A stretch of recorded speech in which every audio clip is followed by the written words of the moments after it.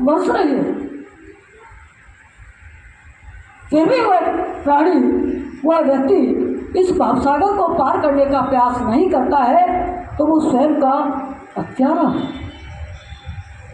वह स्वयं अपने, जैसे आत्महत्या करता नहीं व्यक्ति, इसी प्रकार हम अपने आत्महत्या कर रहे हैं। अगर हम भगवान का भजन नहीं कर रहे, भावसागर को पार करने का प्रयास नहीं कर रहे, तो हम अपने आप के हत्या। जैसे शुरू में आपको बताया गया कि हत्कारी, यह हत्कारी शब्द लगता सरल है, लेकिन हत्कारी व्यक्ति जब भी बनता है जब भगवान का भजन करता है, भगवान की साधना करता है, तभी वो हत्कारी बनता है। हत्कारी कहने से नहीं बनता है। जैसे रामचरितमानस में कहा गया है, बार मते गत होए बर सकता बढ़ते बिन हर भजन भव सागर करे न। ये सिद्धांत, बिना हरि के भजन के इस भवसागर को कोई भी पार नहीं। और जब हम प्रभु का भजन करेंगे, साधना करेंगे, तभी हम हत्कारी।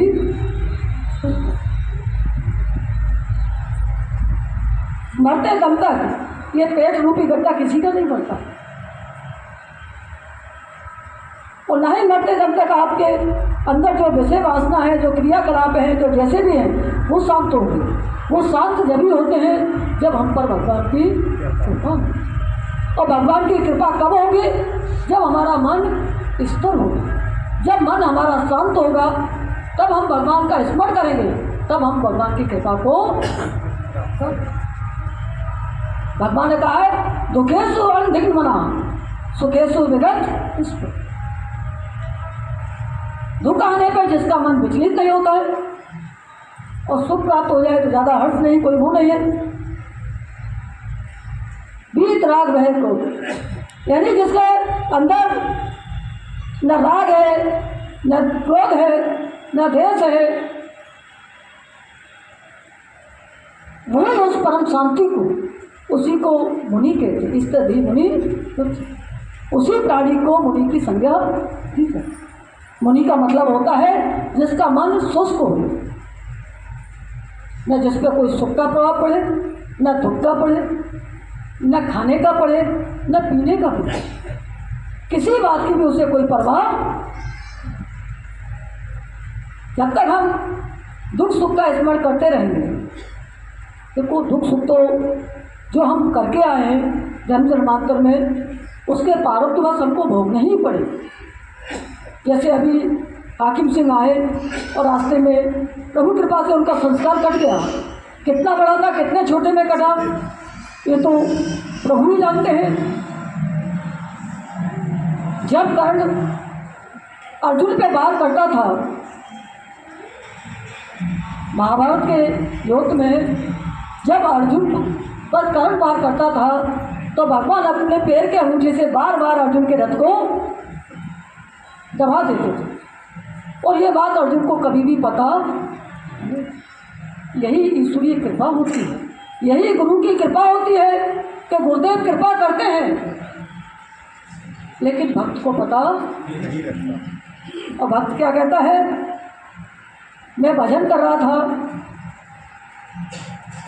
अभी एक घटना सुनी थी हमने, अच्छे परिवार की थी वो भी घटना। एक व्यक्ति ने भगवान शंकर पे जैसे तैसे लोटा चढ़ाया होगा, जो हमारे पास खबर आई। जब उसने भगवान शंकर पे जल चढ़ाया, क्या सुन लेते ना कि एक लोटा जल सब काम, सब समस्या का हल आजकल बहुत चल रहा है। तो उस बंदे ने भी घर वालों के कहने पे एक लोटा जल भगवान शंकर पे चढ़ा। अब जैसी भावना लोटा जल चढ़ाया, शाम को उसकी करीबन 1,90,000 की भैंस खत्म हो। जब भैंस खत्म हो गई तो उसने कहा, मैं तो कभी लोटा नहीं चढ़ाता था, आज मैंने लोटा चढ़ा दिया, इसीलिए मेरी भैंस। तो ये जो हमारी सोच है, इसी से हमारा मन शांत नहीं होता है और हमारा भजन। भैंस भगवान ने, भैंस हमारे प्रारब्ध में बहुत बड़ा संस्कार है, वो छोटे में कट गए। लेकिन हम क्या करते हैं कि हमारे ऐसा करने से, भजन करने से, चाहे धोखा है चाहे सुख है, हर स्थिति में जब मन शांत रहेगा, सुखे दुखे लाभा लाभो, भगवान ने कई गीता में बताया है, लेकिन हम पढ़ते हैं लेकिन मानते नहीं। चाहे लाभ हो चाहे हानि हो, चाहे सुख हो चाहे दुख हो, सिद्ध सिद्ध हो, समा भूतवा समत्ति हो उच्च। यानी चाहे हमें कुछ भी ना, चाहे सुख हो चाहे दुख हो, कैसी भी परिस्थिति हो, लेकिन हमारा मन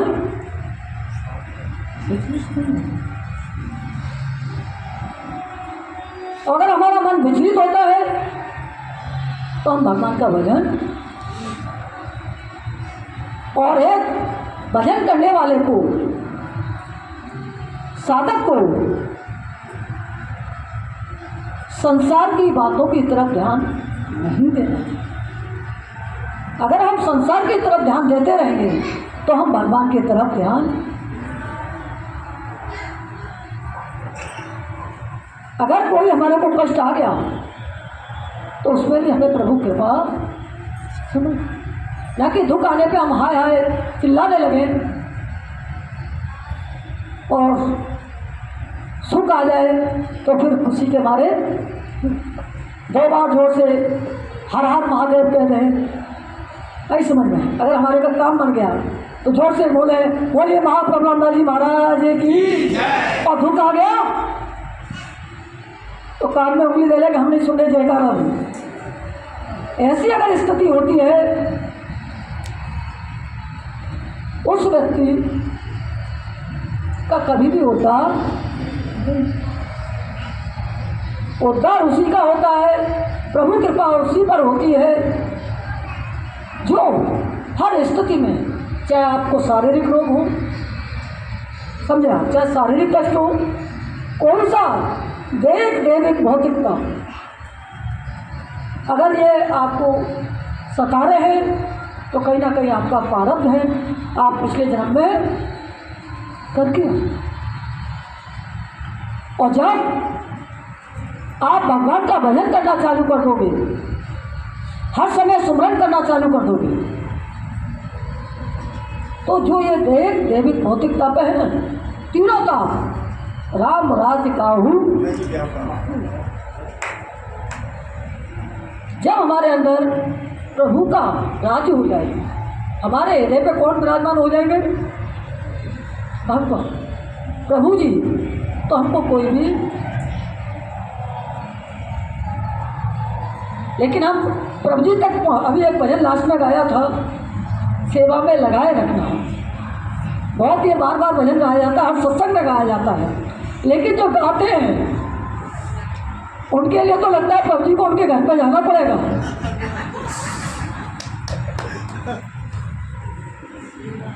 भाई उनको प्रभु जी, उनको तो टाइम नहीं है प्रभु जी के पास आने के लिए, लेकिन उनके इस भजन से लगता है प्रभु जी को उनके घर पे जाना पड़ेगा। भैया सेवा कर ले, हम तुझे लगाए रखेंगे।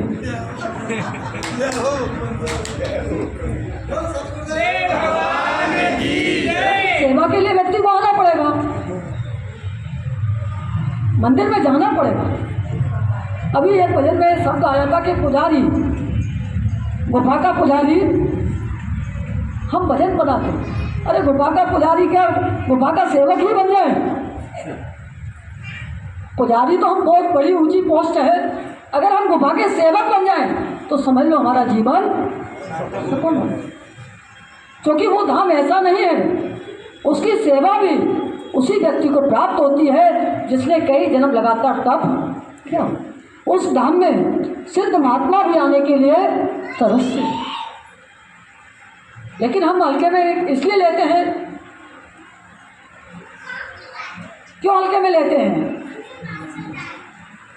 क्योंकि हमारा आलस हमें वहाँ पे जाने।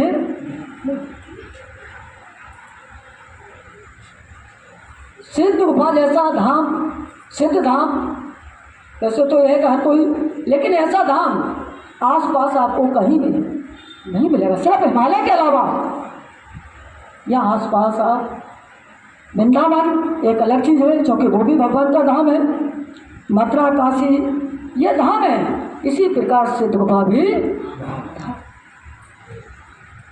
जिसके सेवा का भी मौका मिल जाए तो समझ लो एक दिन की सेवा में ही आपके कई जन्मों के पाप। लेकिन हम सिद्ध गोपाल तक गुरु पूर्णिमा पे भी नहीं पहुंच पाए बहुत तो व्यक्ति, तो ये हमारा पाप कर्म है कि हम सिद्ध गोपाल धाम तक नहीं पहुंच पाए। इसीलिए भगवान ने कहा है कि तू आके सर्वधर्मान पक्का जय मामे कम शरण, तू सारे बंधनों को छोड़ के मेरी शरण में। जब तक हम बंधनों में फंसे रहेंगे तो हमारी ये बुद्धि क्या है, मलिन रहेगी। और जब तक बुद्धि मलिन रहती है तब तक ये बुद्धि किसी भी बात को ग्रहण नहीं करती। और जब तक बुद्धि से हम ग्रहण नहीं करते हैं तब तक भक्ति का, सत्संग का, किसी स्थान का महत्व हमारी समझ में नहीं। इसलिए हमें अपने विवेक की जागृति करनी चाहिए, अपने विवेक को जागृत करना चाहिए। और यह विवेक सत्संग से जागृत होता है। बिन सत्संग विवेक न हुई, राम कृपा बिन।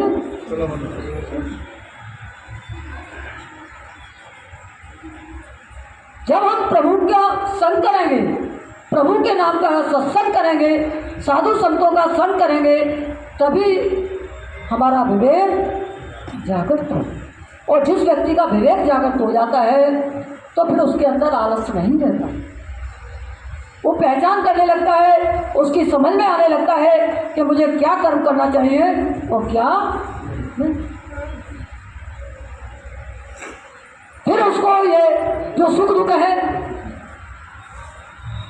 उसके मन पे प्रभाव नहीं पड़ता। सुख दुख हमारे मन पर जब तक प्रभाव डालते हैं जब तक हमारे अंदर विवेक की जागृत नहीं हुई। और जब हमारा विवेक जागृत हो जाता है तो हम समझने लगते हैं कि सुख दुख हमारे प्रारब्ध का भोग भुगतान है। इसलिए हमें भगवान का भजन निरंतर करते हैं।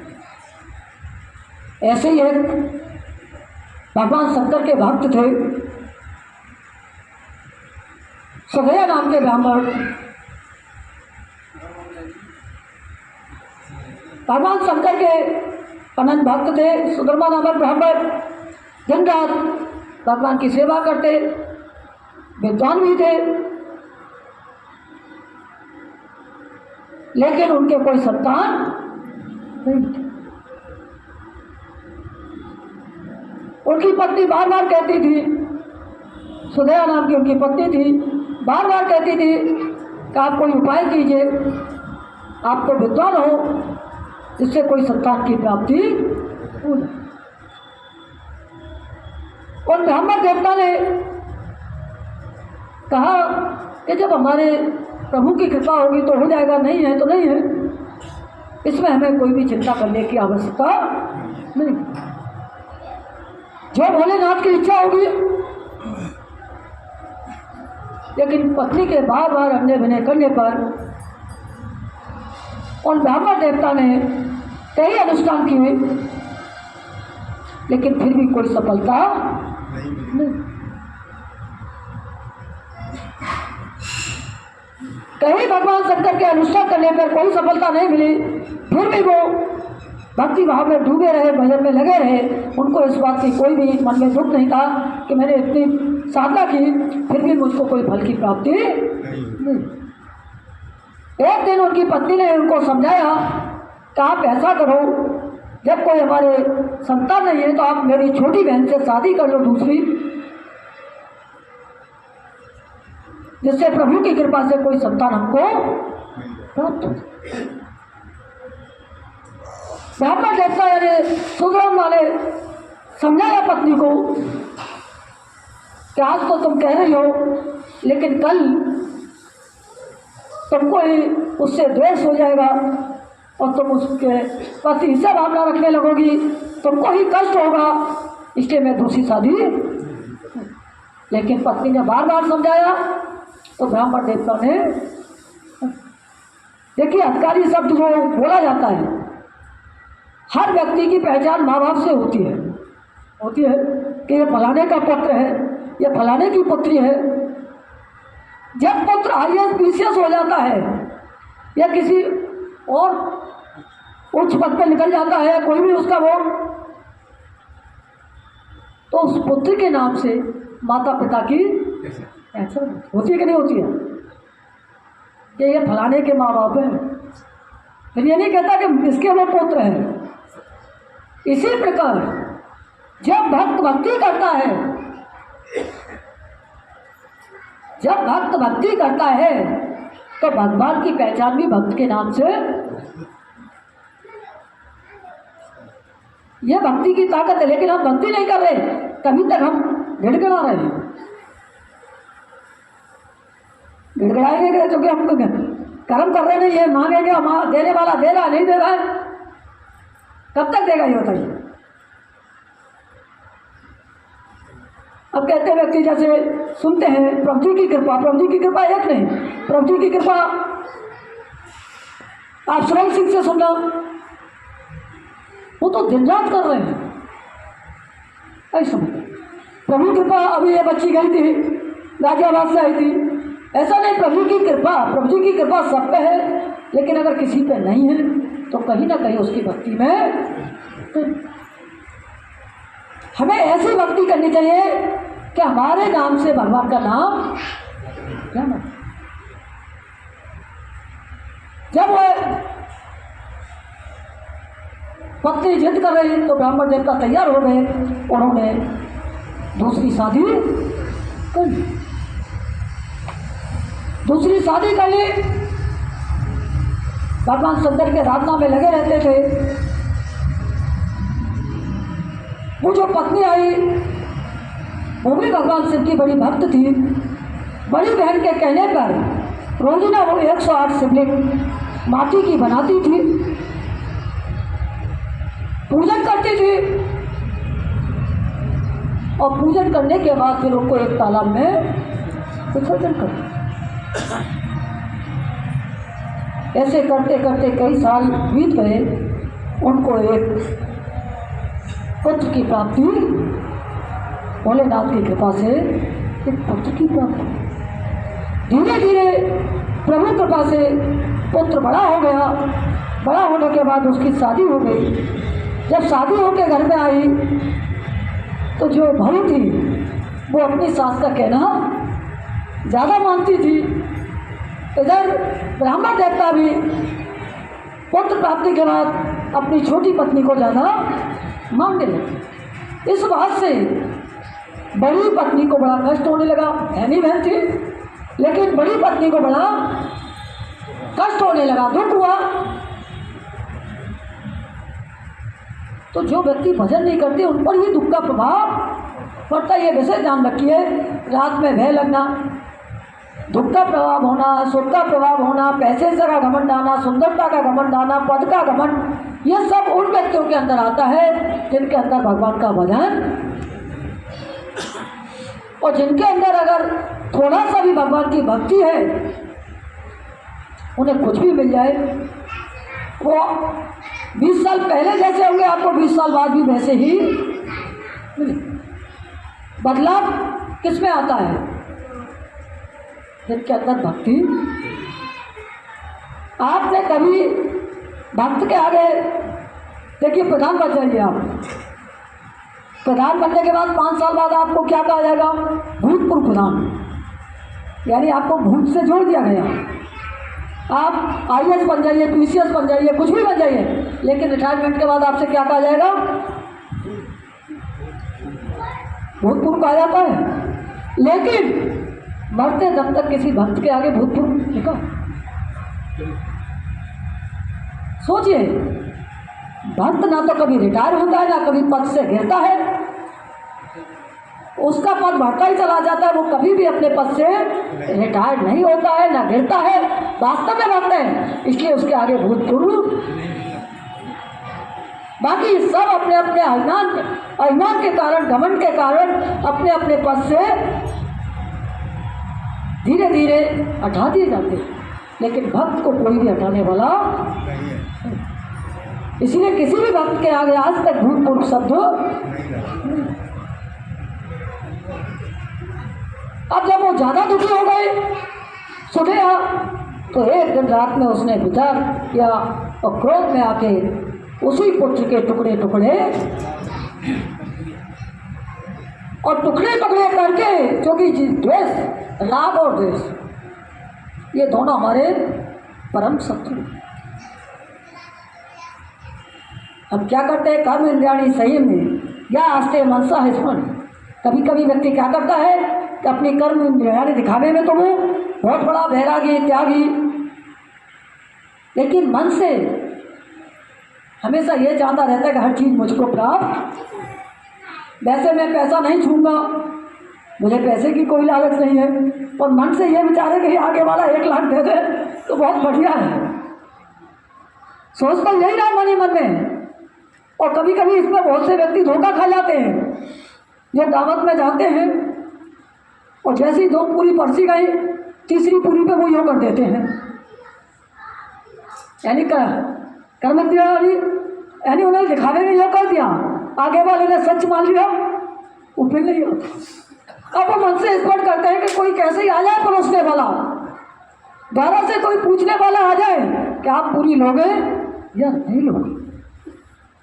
तो ऐसा हमारा सोच होगा तो कोई भी हमारा उद्धार कर्म इंद्रियाणि संयम में या आस्ते मनसा समझे। दिखाने के लिए तो हम मना कर रहे हैं, लेकिन मन से हम यही चाह रहे हैं कि हमको सब कुछ, ऐसा नहीं होना। जो बाहर है वही अंदर है। उसने टुकड़े टुकड़े करके और एक चादर में बांध के उसी तालाब में विसर्जन कर दिया जिसमें शिवलिंगों को विसर्जित छोटी वाली बहन करती थी। सुबह ब्रह्ममुहूर्त में पूजा के लिए, देखिए ब्रह्ममुहूर्त में की हुई पूजा का कई गुना फल मिलता है। आप अपने मनमाने हिसाब से जब पूजा करता है, कोई 7 बजे जग गया, कोई 9 बजे जग गया और लिया और लौटा, सुबह 4 बजे से 7 बजे तक की हुई पूजा का फल विशेष। सुबह उठी बहू ने जब अपने पति की सैया देखी, उस पर खून पड़ा हुआ था और अपने पति को न देखकर वो व्याकुल हो गई। दौड़ी दौड़ी वो अपनी सास के पास गई और बोली, माता जी सुनो, आपके पुत्र दिखाई नहीं दे रहे और सैया भी उनकी खून से लथपथ। उस टाइम दुश्मा शिवलिंगों का निर्माण कर रही थी पूजा के लिए। उसने कोई भी जवाब, वो चिल्लाती रही, रोती रही, लेकिन उसने कोई जवाब, वो अपने नित्य नियम नित्य कर्म में। अगर हमारे को कोई भी संदेश मिल जाए, आजकल तो व्यक्ति की मोबाइल की घंटी बज जाती ना, सोई उठ के चल देता, भजन बंद, पहले मोबाइल सुनो, क्योंकि बहाना भी मिल गया। अगर आप मोबाइल स्विच ऑफ कर दो तो क्यों बजेगा, लेकिन हम बहाना, जब तक हम भजन कर रहे हैं, चाहे कोई सुख का संदेश आए चाहे कोई दुख का आए, हमें विचलित नहीं। भूष्मा ने सुना लेकिन वो विचलित, वो अपने नित्य नियम में लगी रही। उसने शिवलिंगों को तैयार किया 108, उसके बाद पूजन आदि किया जैसे रोज करती थी, और करने के बाद फिर वो तालाब में। अब उसने मन में एक ही बात, जो भोलेनाथ की इच्छा, जैसी उनकी इच्छा है, उन्होंने मुझको पुत्र दिया था और उन्होंने ले लिया तो मुझे कोई भी दिक्कत नहीं। ऐसा सोचती हूँ तालाब में विसर्जन करके जब वापस लौट रही थी तो क्या देखती है कि उसका पुत्र उसके सामने खड़ा हुआ। जीवित, जिसको मार काट के डाल दिया था, जब सुरैया देखती है उसका पुत्र, उस देखती है उसकी छोटी बहन भूष्मा, तो उसका पुत्र उसके सामने जीवित खड़ा। पुत्र को देखकर उसको कोई हर्ष नहीं हुआ, बोले जैसे भोलेनाथ की इच्छा। थोड़ी देर बाद भोलेनाथ प्रकट हुए और भोलेनाथ ने पूछा, भूष्मा बता, तेरी बड़ी बहन को मैं क्या सजा दूं? तो भूष्मा ने हाथ जोड़ के कहा कि प्रभु, आपके दर्शन मात्र से सबके पाप नष्ट हो जाते हैं। मेरी बहन भी आपका दर्शन कर रहे हैं, उसके भी पाप नष्ट हो गए, आप उस पर कृपा कीजिए। मैं नहीं किसी को कोई कष्ट देना चाहती हूँ, उसने जो किया सो किया, लेकिन मैं आपसे बस यही प्रार्थना कर रही हूँ कि आप मेरी बहन का भी। अब यहाँ जो आपको भी कष्ट देने वाला है, आप उसके लिए भी कष्ट की भावना न, तभी आपका मन संतुष्ट। जब भूष्मा ने इस प्रकार कहा तो भगवान शंकर ने कहा कि देवी, जो तेरी इच्छा है सो मांग। तो भूष्मा ने कहा कि प्रभु, अगर आप कृष्ण हो मुझ पे, तो बस इतनी कृपा करो कि जगत के कल्याण के लिए, संसार के कल्याण के लिए आप इसी तालाब के किनारे यहाँ विराजित हो जाए। जब ऐसी प्रार्थना की तो भगवान वहीं ज्योतिर्लिंग के रूप में विराजित हुए और देवी से कहा कि हे भूष्मा, आज से मैं तेरे नाम से जाना चाहूँगा। तो जो 12वें ज्योतिर्लिंग है वो भूष्मेश्वर ज्योतिर्लिंग के नाम से, यानी भूष्मा के नाम से जानी जाती है। तो जब हम भक्ति करते हैं, भगवान का हर स्थिति में भजन करते हैं, तो हम अधिकारी हो जाते हैं और भगवान की पहचान भी हमारे नाम से। लेकिन हम भजन ही नहीं कर रहे, तो ना भगवान के दरबार में हमारी पहचान है, ना साधु संतों के दरबार में हमारी पहचान है। सेवा करने वाले की हर जगह पहचान, और सेवा से ही व्यक्ति अधिकारी बनता है। मंदिर में फूल चढ़ाने की अपेक्षा मंदिर की सेवा सफाई करने वाला ज़्यादा अधिकारी होता है। क्यों? फूल चढ़ाने वाला क्यों नहीं है? इसका भी कारण है।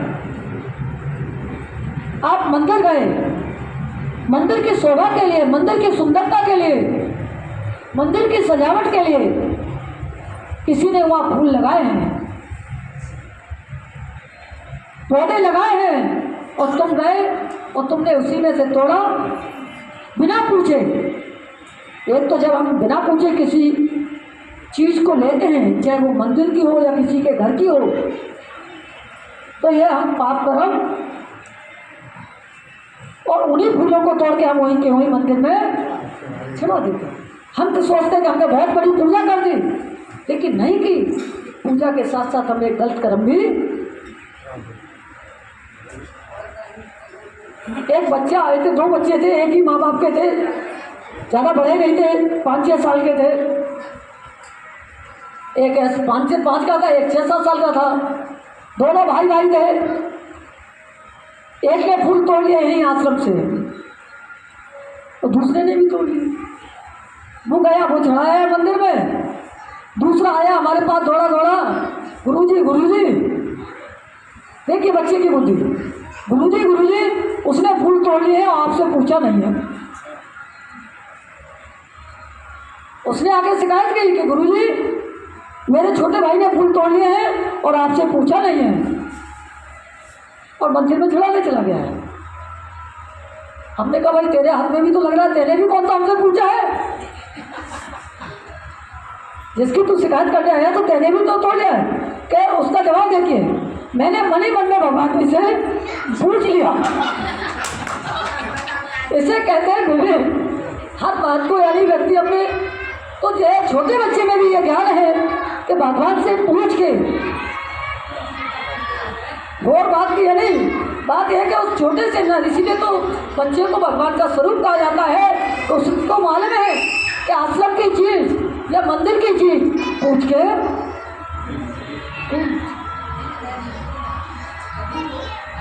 तो जो हम पूजा करते हैं एक बार को हम पूजा कर रहे हैं, ठीक है, मंदिर में चढ़ा रहे हैं, ठीक है, लेकिन चढ़ाने के बाद सफाई कौन करेगा, सेवा कौन करेगा मंदिर की?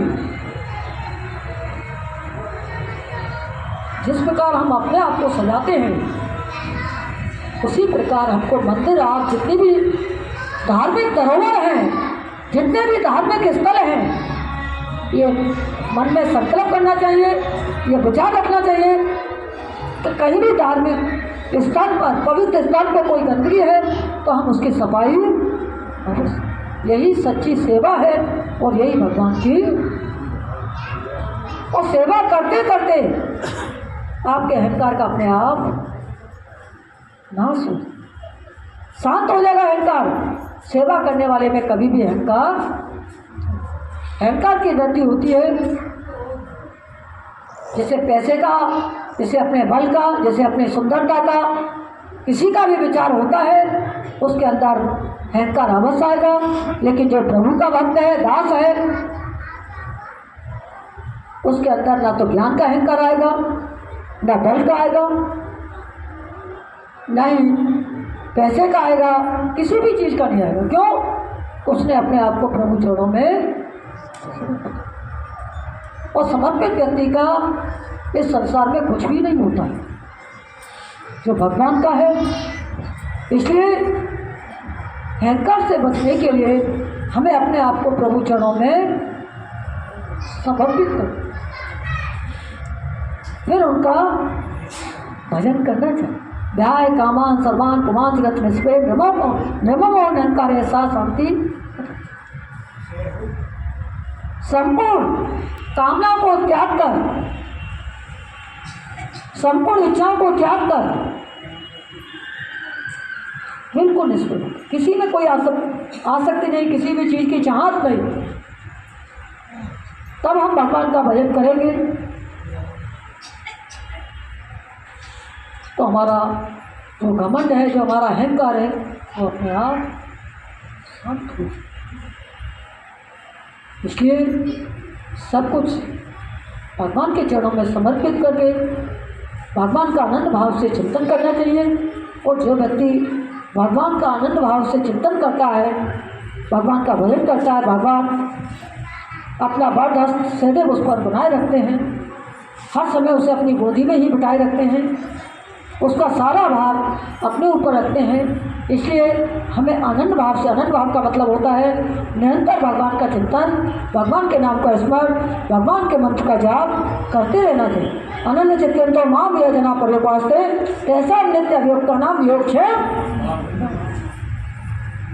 यानी उसका जो भी भार है हर समय भगवान उठाए, उसे किसी भी अपने भार की चिंता करने की। इसलिए इससे पहले सत्संग में भी बताया था, अभी भी ये महीना चल रहा है सावन का, आप इसमें जितना भी जाप करोगे, जितनी भी भगवान की आराधना करोगे, आपको कई गुना फल प्राप्त हो। आप 1 घंटे जाप करोगे तो समझ लो आपको 4 घंटे के बराबर। अपने ही घर में करोगे तो भी कुछ दिक्कत नहीं, और मंदिर में जाके बैठ के करोगे तो फिर अलग ही बात। और इस महीने में जो गंगा किनारे भगवान शिव के मंदिर के या किसी ज्योतिर्लिंग के स्थान पर जाकर जाप करता है तो उसका तो कई हजार गुना फल। इसलिए अपने आप को सब तरफ से हटा के भगवान के चरणों में, प्रभु के चरणों में अपने मन को लगाए रखिए। चलते फिरते उठते बैठते जब भी टाइम मिले भगवान के नाम का स्मरण। बोलो सतपते भगवान की, महाप्रभु श्री रामदास जी महाराज की जय, योगीराज श्री चंद्रमणि महाराज की जय, श्री गोपाल समाई धाम की जय। हर हर